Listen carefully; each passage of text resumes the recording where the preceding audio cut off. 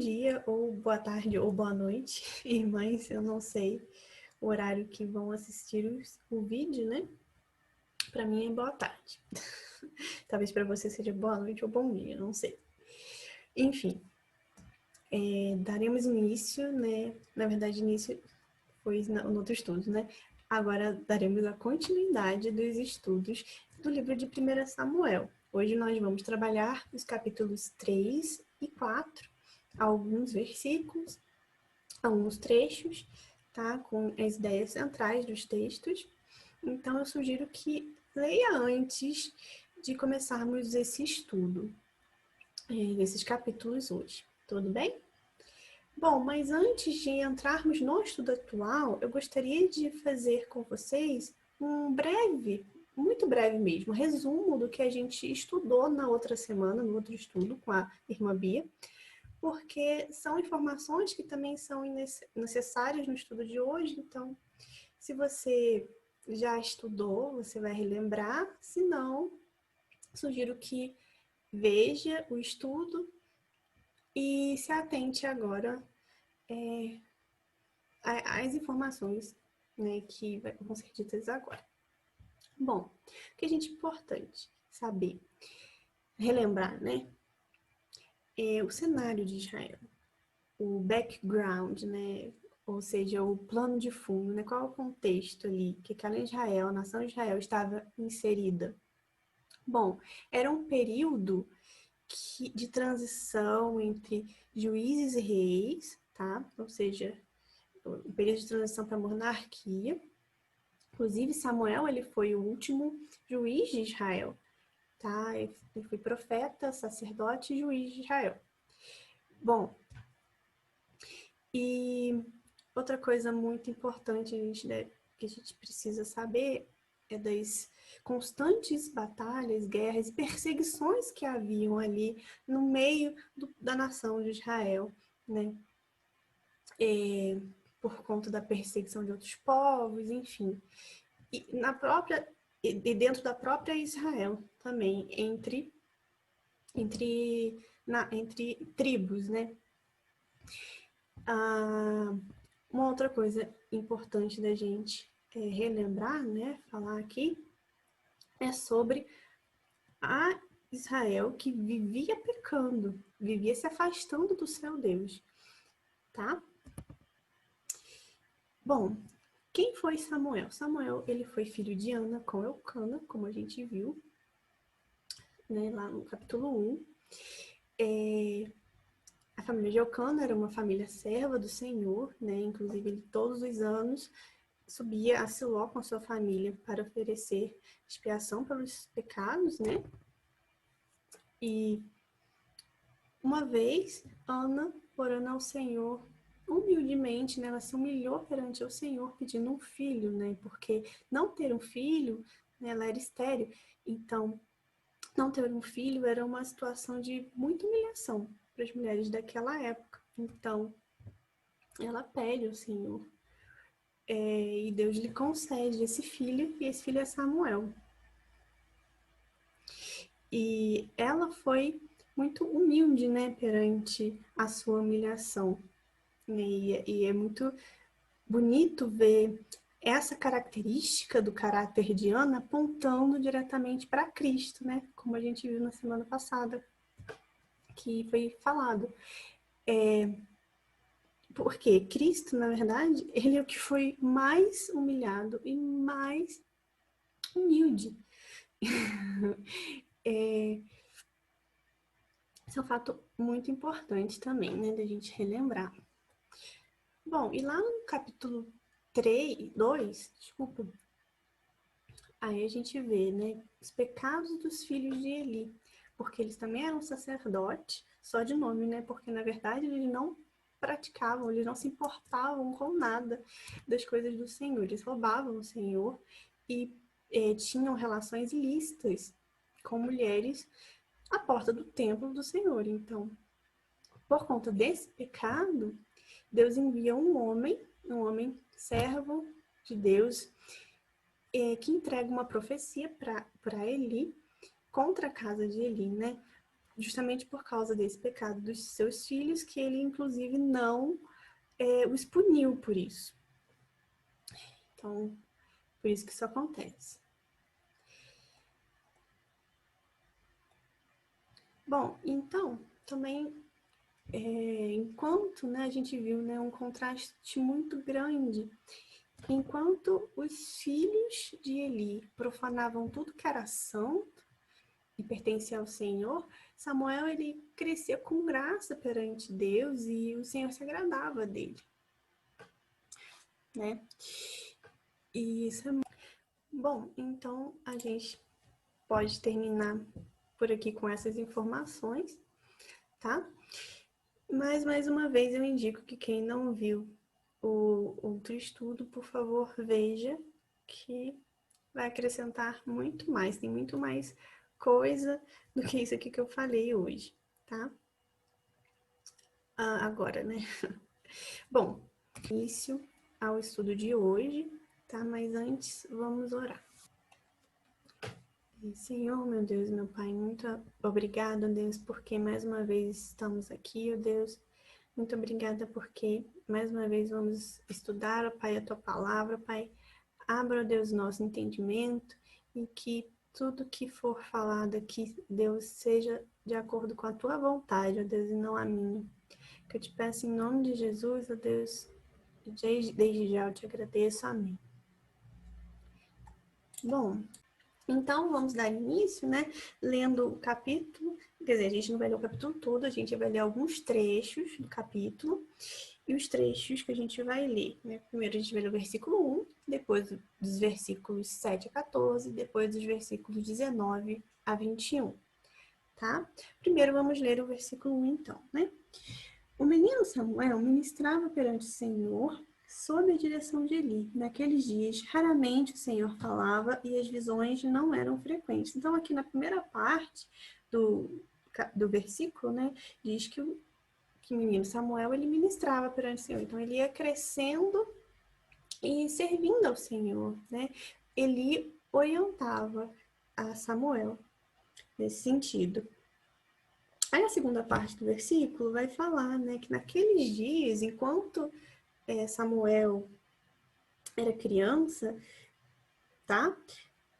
Raramente o Senhor falava e as visões eram poucas. Mas por que será, né? Por que será que isso acontecia? Fica muito nítido quando a gente vê, a gente entende que o cenário daquela Israel era uma Israel que vivia pecando. Isso é reflexo do pecado de Israel.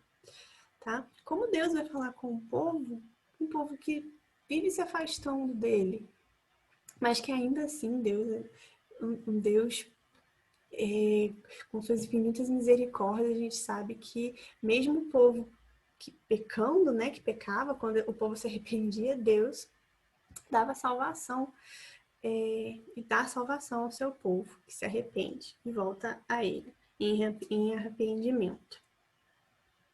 Mas o ponto aqui é esse, né? Por conta do pecado de Israel, que inclusive que começava no sacerdócio, no próprio sacerdócio, como a gente viu lá com os filhos de Eli. Eles pecavam, né? Contra Deus, os próprios sacerdotes. Deveriam praticar a lei, né? Então esse é o motivo, né? Ele é o plano de fundo do porquê raramente o Senhor falava e as visões não eram frequentes. É claro que havia, sim, em Israel, pessoas que eram pessoas de Deus, né? Que serviam a Deus corretamente. Como, por exemplo, aquele homem de Deus que foi lá falar com Samuel, né? Entregando a profecia, e também a família de Eucana, né? A família de Eucana, Ana. E agora a gente vê o próprio Samuel crescendo nos caminhos do Senhor. Bom, vamos lá agora. Antes de ler, né, os versículos de 7 a 14, o que está acontecendo, né? Entre esses versículos, os versículos 2 a 6. Tá de noite e eles foram, quer dizer, anoitecendo, né? período de final da tarde, aproximadamente, tá? E Samuel, tanto Eli, vão dormir, vão se deitar para dormir. Aí o que acontece? O Senhor chama Samuel por 2 vezes, só que nessas 2 vezes ele acha que é Eli, então ele vai até Eli e pergunta, né? O que o senhor está me chamando? Aí ele fala que não, que ele não era ele, manda ele voltar a dormir. Então, é isso que está acontecendo. Aí a gente agora vai ler dos versículos 7 a 14. Ora, Samuel... Desculpa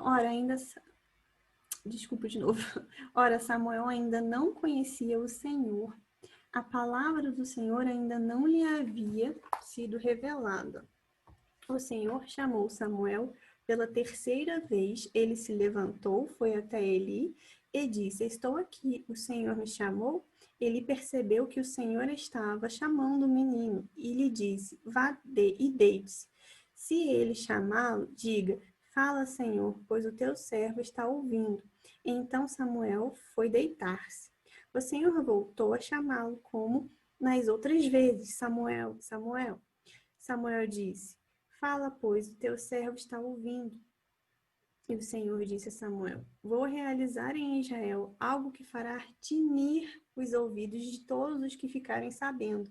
Nessa ocasião, executarei contra ele tudo o que falei contra sua família, do começo ao fim. Pois eu lhe disse que julgaria sua família para sempre, por causa do pecado dos seus filhos, do qual ele tinha consciência. Seus filhos se fizeram desprezíveis, e ele não os puniu. Por isso jurei à família de Eli: jamais se fará propiciação pela culpa da família de Eli, mediante sacrifício ou oferta. Então, aqui no versículo 7, né, diz que, retomando aqui, né, o versículo 7, diz que Samuel, ele não conhecia o Senhor ainda, por isso que ele não respondeu ao Senhor. Mas a gente tem que tomar cuidado na interpretação, porque lá no versículo 12 do capítulo 2, em uma versão mais antiga da Bíblia, né? De repente você pode ter essa versão aí com você, fala assim, capítulo 2, de 1 Samuel, tá? Versículo 12. Eram, porém, os filhos de Eli, filhos de Belial. Não conheciam ao Senhor. Existe uma grande diferença do conheciam desse versículo aqui, dos filhos de Eli, e o que não conhecia o Senhor aqui do Samuel, tá? Existe uma grande diferença. Por quê? O sentido aqui do capítulo 2, versículo 12, é que é no sentido deles não se importarem com o Senhor, com as coisas do Senhor. Inclusive, a expressão, né, usada aqui, filhos de Belial, quer dizer que essa expressão era usada para as pessoas que praticavam o mal contra o Senhor, né, pessoas vis. Então, é nesse sentido aqui, eles não praticavam, eles não se importavam com a lei de Deus, então eles não conheciam ao Senhor nesse sentido.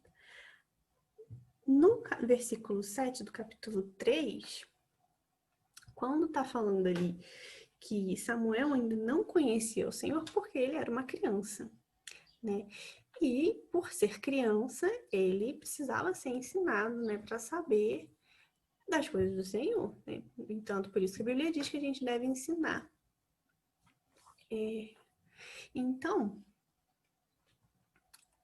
quando fala que Samuel não conhecia Deus, isso não equivale de maneira alguma a esse sentido de 1 Samuel 2:12, lá dos filhos de Eli, tá? Porque Samuel, gente, era uma criança, certo? E ele não entendia ainda as coisas do Senhor, ele precisava ser ensinado.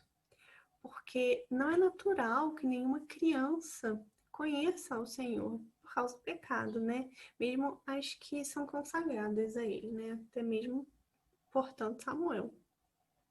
Mas em completa oposição a esse comportamento, que foi desprezível, né? De Ofni e Finéias, de serem, que nem eu falei, né? A gente relembrou que eles pecavam, eles profanaram as coisas de Deus. Em contrapartida, né, em completamente oposição, que nem eu disse, temos alguém que com perfeição cumpriu toda a lei. Porque Ofni e Finéias, eles não cumpriram a lei. E posso dizer com certeza, assim, que ninguém em toda Israel, ao longo de toda a história, jamais praticou toda a lei perfeitamente. Mesmo que se esforçassem na prática da lei de Deus, tá? Ninguém praticou perfeitamente. O único que fez isso, cumpriu toda a lei, e o único que fez perfeito foi Jesus. E é justamente isso que a gente vai ler agora, lá em Mateus 5, do 7 ao 20, que diz assim: Não pensem, que é o próprio Jesus falando, tá? Não pensem que eu vim abolir a lei de Moisés ou os escritos dos profetas. Vim cumpri-los. Eu lhes digo a verdade, enquanto o céu e a terra existirem, nem a menor letra ou o menor traço da lei desaparecerá, até que todas as coisas se cumpram. Portanto, quem desobedecer até mesmo ao menor mandamento e ensinar outros a fazer o mesmo, será considerado menor no reino dos céus. Mas aquele que obedecer à lei de Deus e ensiná-la, será considerado grande no reino dos céus. Eu os advirto, a menos que sua justiça supere muito a justiça dos mestres da lei e dos fariseus, vocês jamais entrarão no reino dos céus. Cristo aqui não quis dizer que o caráter vinculativo da lei de Moisés, né, da lei mosaica, permaneceria em vigor, tá? Eternamente. Justamente porque toda a lei foi cumprida em Cristo. Jesus aqui, ele restaura a verdadeira natureza da lei de Deus, ele exige uma profunda obediência ao mandamento, diferente dos escribas, né? Porque aqui quando Jesus fala, né, que a justiça, a menos que a sua justiça supere muito a justiça dos mestres da lei, dos fariseus, você jamais entrarão no reino dos céus. É justamente isso que eu acabei de dizer. Se é uma mudança, né, interior. Os fariseus, eles eram muito preocupados com o exterior do povo, então eles julgavam muito por conta do exterior. Mas Jesus, ele está falando de uma mudança interna, que essa mudança, ela sim, é a que importa. Bom, então a gente tem o melhor exemplo da Bíblia é Cristo, né? E ele foi perfeito, ele é perfeito em tudo. E a gente vai ler mais para frente um pouco mais sobre isso também. Bom, voltando para o texto. Então, como Cristo foi perfeito em tudo, assim, é um grande contraste sempre. Principalmente aqui no caso a gente está falando, né, aqui no livro 1 Samuel, e aqui a gente vê Ofni e Finéias eram sacerdotes do Senhor, eles deviam praticar devidamente e respeitar a lei e fazer com amor tudo aquilo, né? Não, eles desprezaram completamente as coisas de Deus. E Jesus não, ele foi perfeito em tudo, ele praticou toda a lei. E toda a lei se cumpriu em Cristo, que mais para frente a gente vai ler versículos sobre isso, né? Então, dando continuidade no texto de 1 Samuel, a gente vai ler os versículos de 8-9. O Senhor chamou Samuel pela terceira vez. Ele se levantou, foi até Eli e disse: Estou aqui, o Senhor me chamou? Ele percebeu que o Senhor estava chamando o menino. Ele disse: Vá e deite-se. Se ele chamá-lo, diga: Fala, Senhor, pois o teu servo está ouvindo. Então Samuel foi deitar-se. Bom, então, no versículo de 8-9, finalmente, Eli entende que quem estava chamando o Senhor era Deus, o próprio Deus. Então, ele orienta ali o menino o que ele tinha que fazer, né?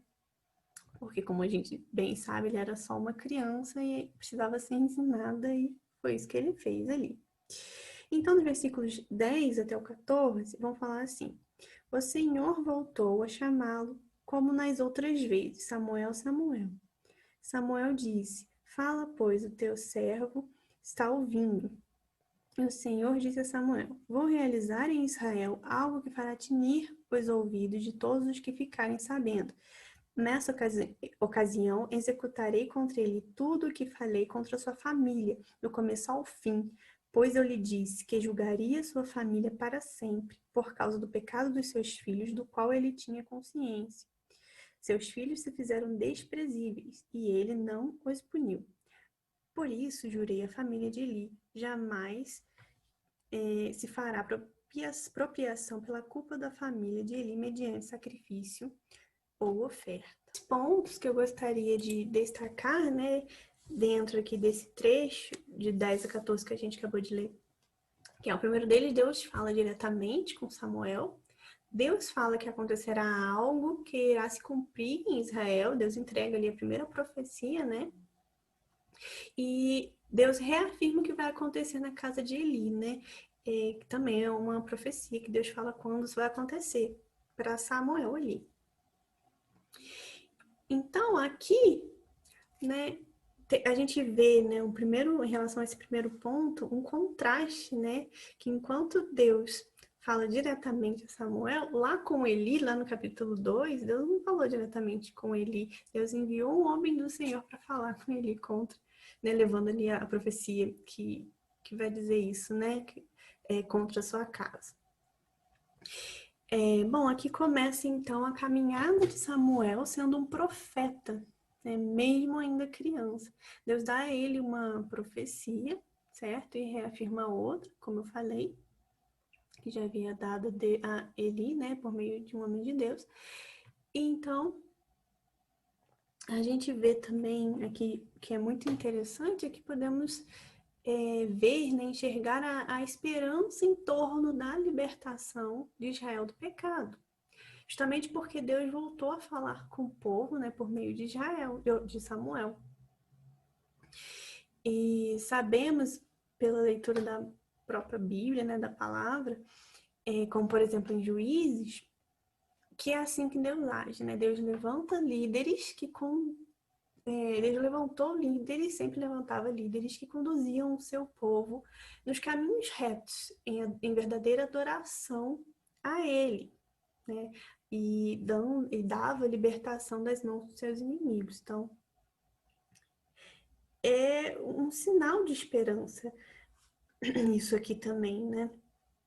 E a gente vai ver mais isso aqui nos últimos versículos que a gente vai comentar, que são os versículos 19 a 21, que fala assim: Enquanto Samuel crescia, o Senhor estava com ele e fazia com que todas as suas palavras se cumprissem. Todo o Israel, desde Dan até Berseba, reconhecia que Samuel estava confirmado como profeta do Senhor.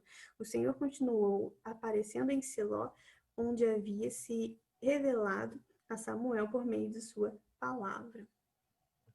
Então aqui Samuel é de fato confirmado como profeta perante o povo, né? Porque Deus já sabia de tudo isso, Deus já sabia que ele ia ser um profeta, e Deus já tinha entregado ali profecias a ele. Mas agora aqui Samuel, ele é reconhecido em toda a Israel. E veja, a gente tem mais um contraste. É muito bom a gente, às vezes, falar de contraste, né? Que ajuda muito no entendimento e compreensão ali, interpretação do texto. Então, provavelmente eu devo falar até mais ao longo do estudo, né? Bom, esse outro contraste aqui, que é um outro motivo, uma esperança, né, para o povo de Israel também, né, é que temos lá no primeiro versículo, onde fala que o Senhor falava raramente e as visões eram poucas, né, naqueles dias, enquanto Samuel era pequeno. E agora aqui no último versículo, no versículo 21, fala que o Senhor continua aparecendo a Samuel ali em Siló. Em contrapartida, né, mesmo Deus sendo um Deus que abençoa, orienta e liberta, ele é justo, então ele também corrige o seu povo quando peca, para que o seu povo volte em arrependimento a ele. E essa correção em Israel está sendo indicada ali no versículo 11 por meio da profecia dada a Samuel por Deus também, né? Quando ele fala quando o Senhor diz que vai acontecer alguma coisa em Israel que vai tinir os ouvidos. Essa expressão, né, tinir os ouvidos, quando o ouvido tine, não é uma coisa boa, né? E é justamente isso que Deus está indicando que vai acontecer. Então, é uma indicação, né? Então, ao mesmo tempo que a gente já sabe, né, de toda a história a gente tem a Bíblia, a gente tem acesso à Bíblia completa hoje em dia, então a gente já sabe toda a história, o que acontece, né, como as coisas acontecem. E Deus levanta líderes, né, para conduzir o seu povo à salvação, à libertação dos inimigos, enfim.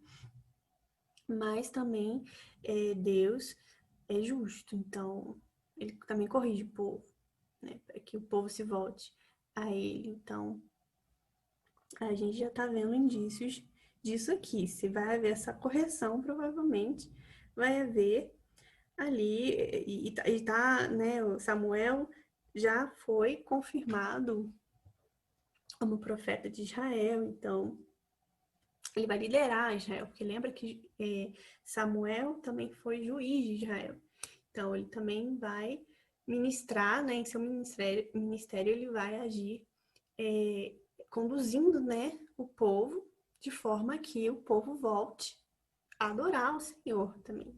Também vai ter esse papel.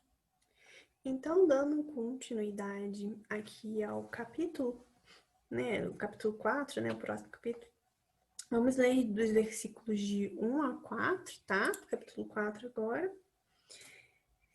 E a palavra de Samuel espalhou-se por todo Israel. Nessa época, os israelitas saíram à guerra contra os filisteus. Eles acamparam em Ebenezer e os filisteus em Afec. Os filisteus dispuseram suas forças em linha para enfrentar Israel e, intensificando-se o combate, Israel foi derrotado pelos filisteus, que mataram cerca de 4.000 deles no campo de batalha. Quando os soldados voltaram ao acampamento, as autoridades de Israel perguntaram: Por que, Senhor, deixou que os filisteus nos derrotassem? E acrescentaram: Vamos a Siló buscar a arca da aliança do Senhor, para que ele vá conosco e nos salve das mãos de nossos inimigos. Então mandaram trazer de Siló a arca da aliança do Senhor dos exércitos, que tem seu trono entre os querubins.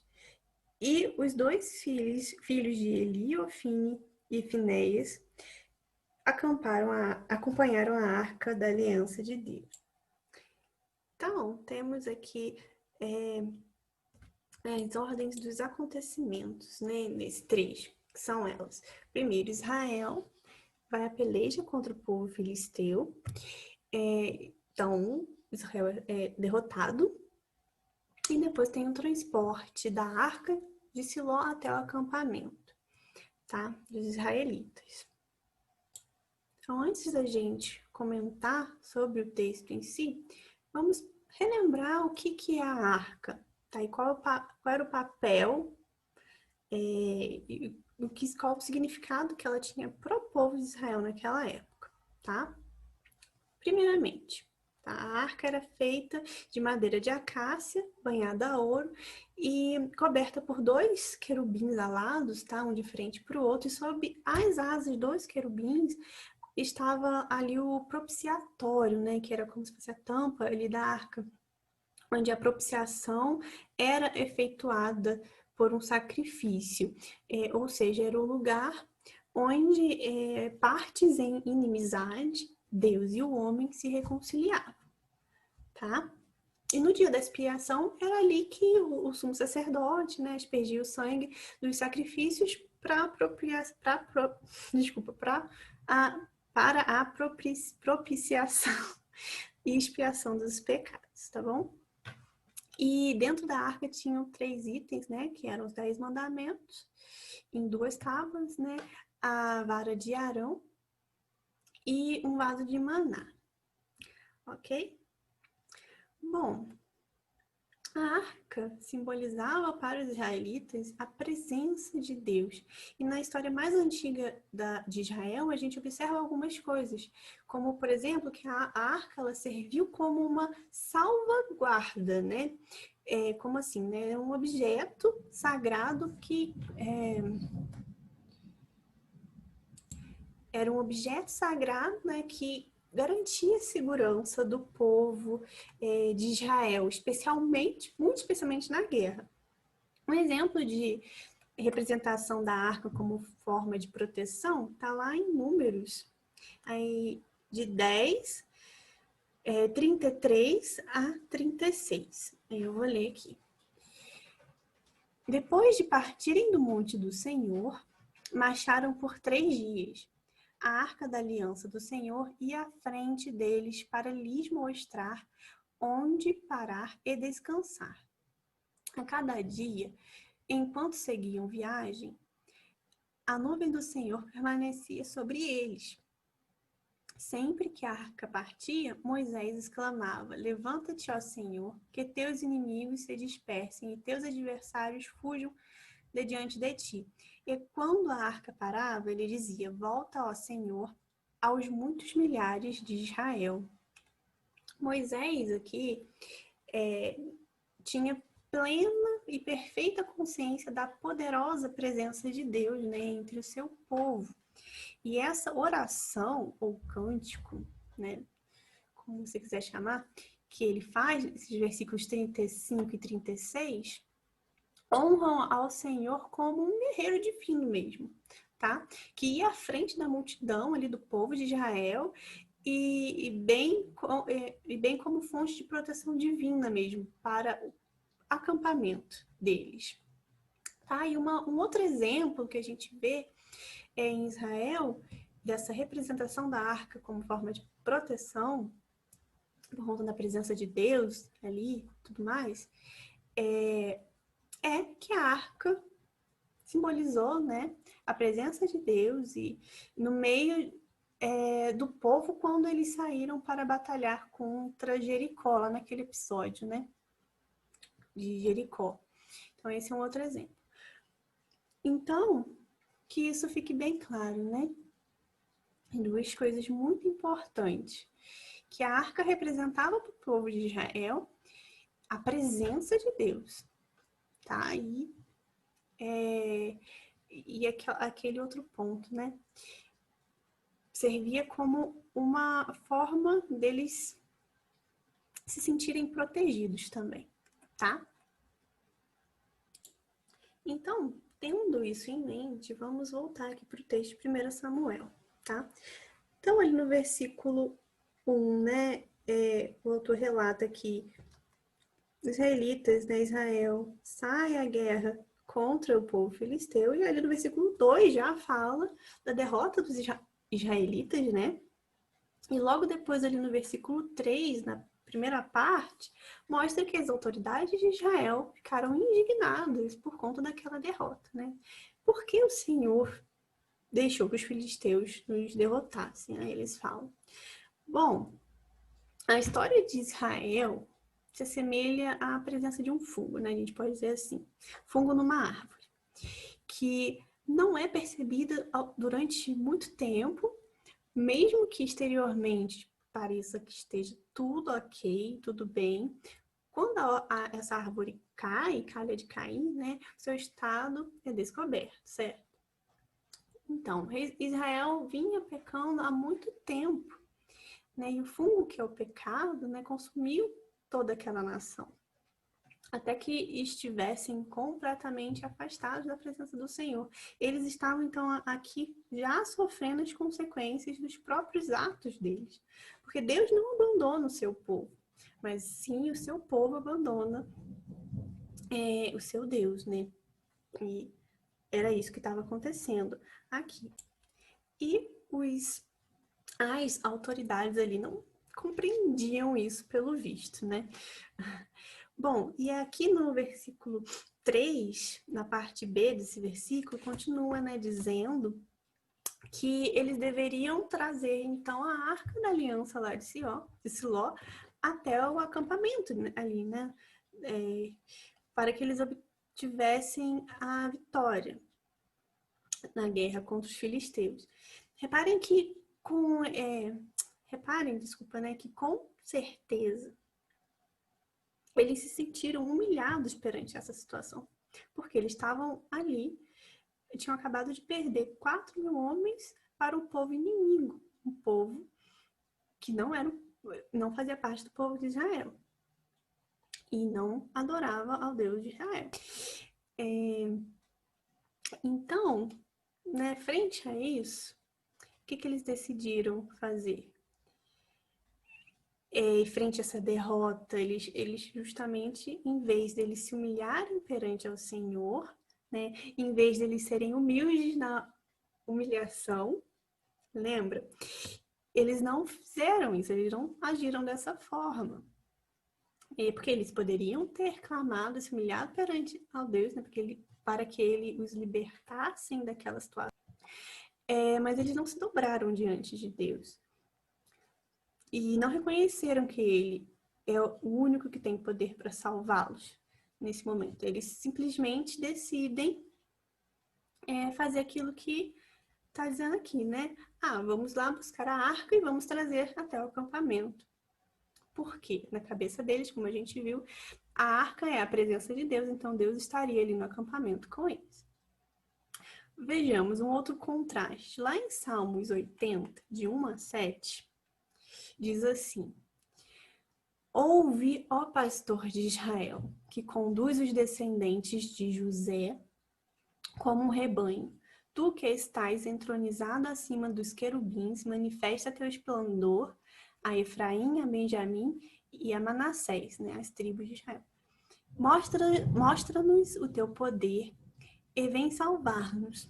Restaura-nos, ó Deus, que a luz do teu rosto brilhe sobre nós, só então seremos salvos. Ó Senhor Deus dos exércitos, até quando ficarás irado com as orações do teu povo? Tu nos deste riqueza como alimento e nos fizeste beber copos cheios de lágrimas. Tu nos tornaste motivo de desprezo das nações vizinhas. Agora nossos inimigos zombam de nós. Restaura-nos, ó Deus dos exércitos. Que a luz do teu rosto brilhe sobre nós, só então seremos salvos. Veja que o autor aqui desse salmo sabe que eles estão passando por um momento de humilhação, né? Mas ele reconhece que só Deus pode dar a salvação. Humildemente ele está clamando ao Senhor, né? No texto de 1 Samuel aqui, de 1 Samuel 4, de 1 a 4, que a gente acabou de ler, eles sabiam que só Deus poderia salvá-los, né? Eles sabiam disso. Mas em nenhum momento há um reconhecimento disso. Entendeu a diferença? Como se Deus tivesse a obrigação de fazer isso independente de qualquer coisa, né? E a gente sabe que não é assim.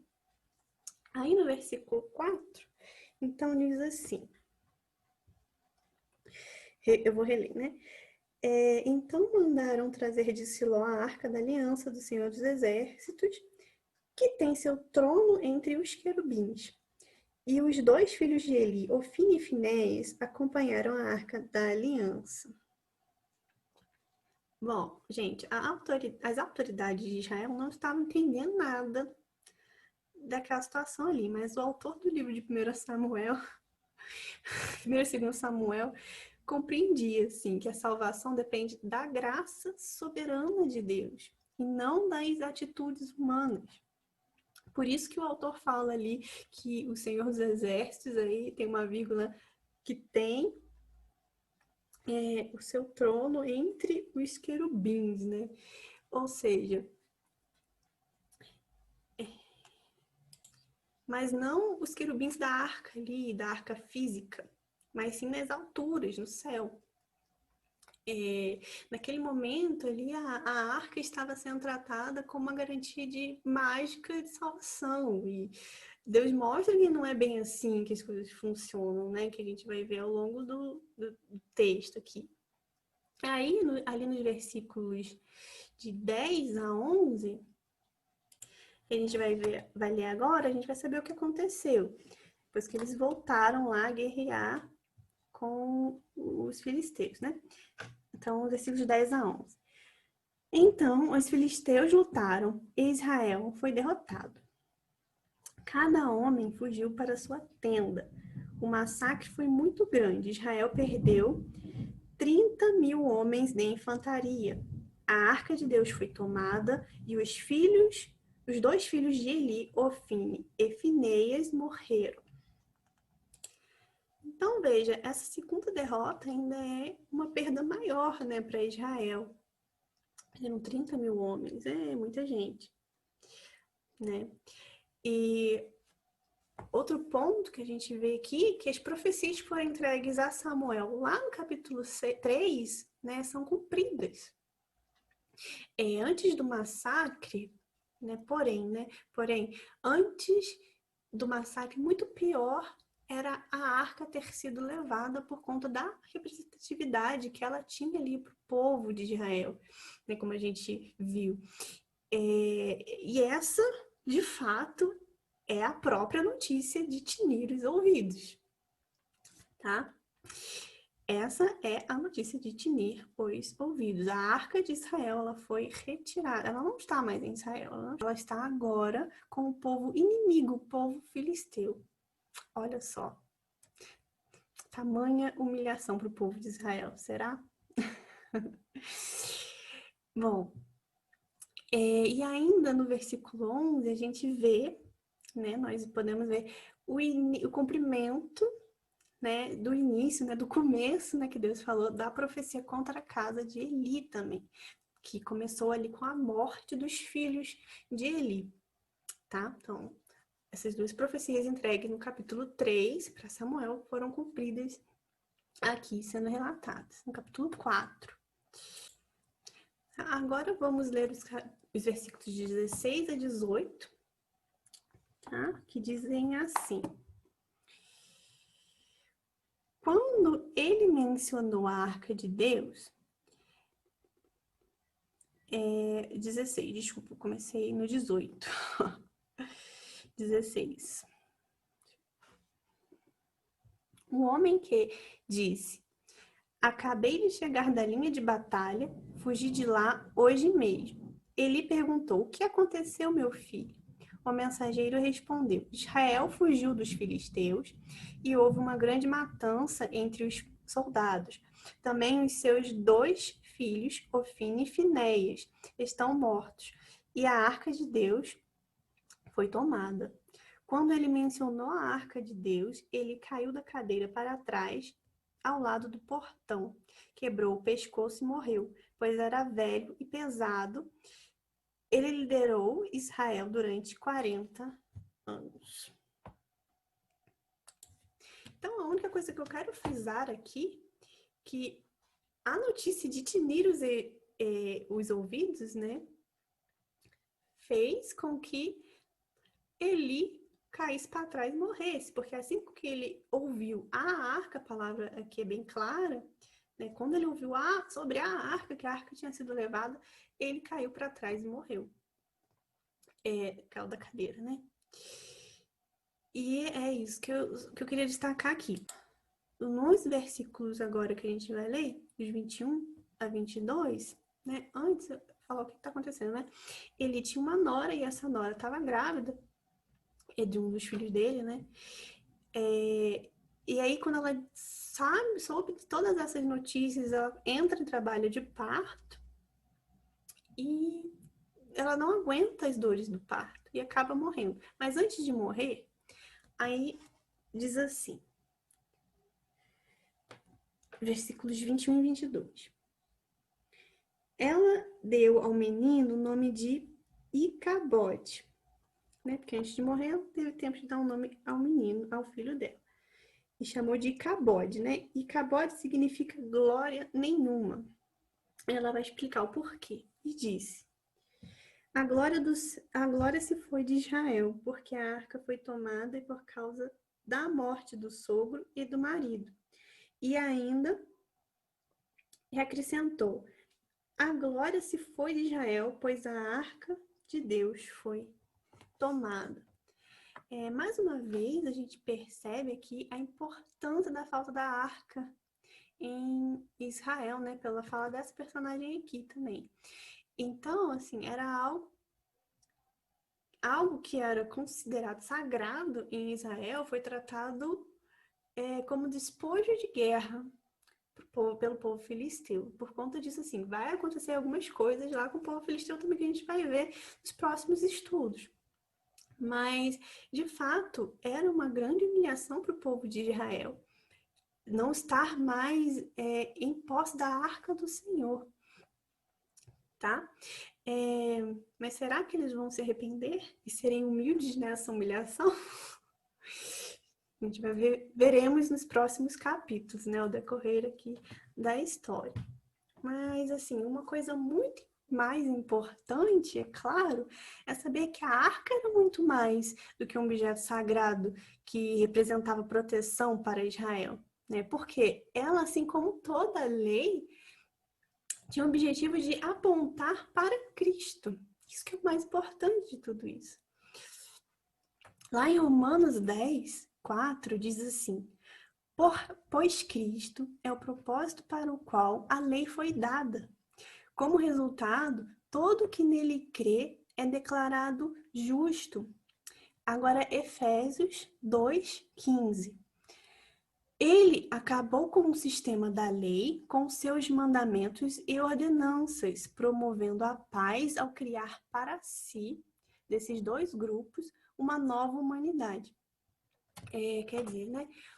O alvo e propósito de toda lei é Cristo. Assim, a gente não precisa mais cumprir todo aquele processo de sacrifício para perdão dos pecados, né? Ou se esforçar para estabelecer a nossa própria retidão por meio ali da lei. Até porque, né, as exigências da lei, ela nos mostram a completa impossibilidade de se obter, da gente obter a nossa própria salvação por merecimento, porque a gente não merece. Então, os sacrifícios no templo, né, eram apenas sinal de Cristo, pois ele se ofereceu seu próprio corpo como sacrifício definitivo. Então, por isso que a gente não precisa mais oferecer sacrifícios a Deus. Jesus se ofereceu a si mesmo por nós. Para quem conhece a história, já está mais ambientado, familiarizado, sabe que Samuel foi um importante líder para o povo de Israel, né? Ele foi o último juiz, como eu falei antes, e o primeiro no que chamamos dentro da escola profética, tá? Daqueles que anunciavam o Messias.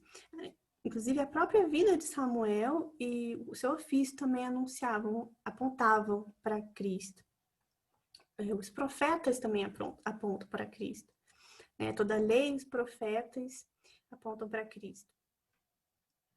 Lá em Romanos 3, de 21 a 26, vai dizer assim: agora, porém, conforme prometido, a lei de Moisés conforme prometido na lei de Moisés e nos profetas, Deus nos mostrou como somos declarados justos diante dele, sem as exigências da lei. Somos declarados justos diante de Deus por meio da fé em Cristo Jesus. E isso se aplica a todos que creem, sem nenhuma distinção, pois todos pecaram e não alcançaram o padrão da glória de Deus.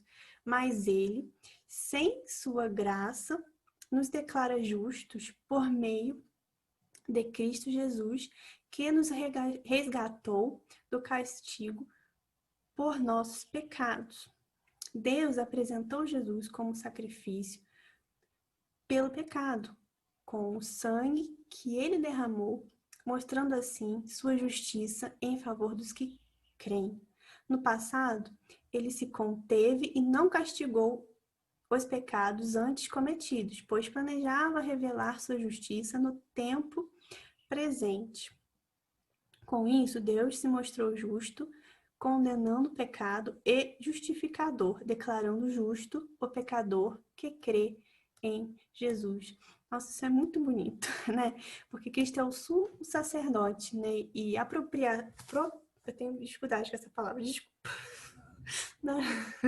E propiciação por todos os nossos pecados, né? Jesus Cristo é o nosso sumo sacerdote e a propiciação por todos os nossos pecados. Jesus cumpre o que está escrito em si mesmo. Essa é a palavra que eu quero deixar para nós, né? Que nós antes éramos inimigos do Senhor, né? Agora, a única forma de se reconciliar com Deus foi Cristo, é Cristo. E só por meio da fé em Cristo que somos salvos. Agora, então, finalizamos mais um estudo e vamos orar agradecendo, né? Senhor, meu Deus, meu Pai, muito obrigada, Senhor, por este estudo. Muito obrigada porque tudo, ó Deus, que o Senhor tem para nós é perfeito. Muito obrigada porque o Senhor enviou a Cristo, ó Deus, para nos dar salvação e nos livrar, ó Deus, da morte, ó Deus. Muito obrigada, Pai. Muito obrigada por mais esse estudo, que o Senhor possa abençoar também, guardar os próximos, ó Deus, que sempre, ó Deus, que nós formos falar, ó Deus, não seja coisas vindo de nós mesmas, mas sim de Ti. Eu te peço em nome de Jesus, te agradeço. Amém.